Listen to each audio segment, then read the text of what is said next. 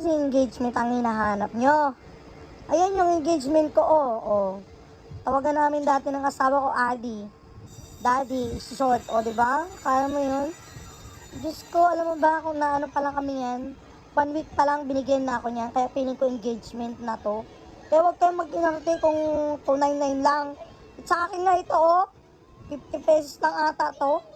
Pero tingnan mo naman, 13 years na kami. Buhay na buhay pa. Hanggang ngayon, at saka ano to, stainless ata. Diba?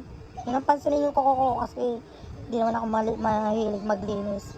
Kaya sa mga nag-ano na engagement na 299, besh, hindi ba siya ng engagement ring sa magandang relasyon in the future? Kahit nabigyan ka nito, or kung maganda naman ang ugali ng asawa mo, go for the gold. Go for the gold na, girl. Ganon, Adi. Yung sa kanya,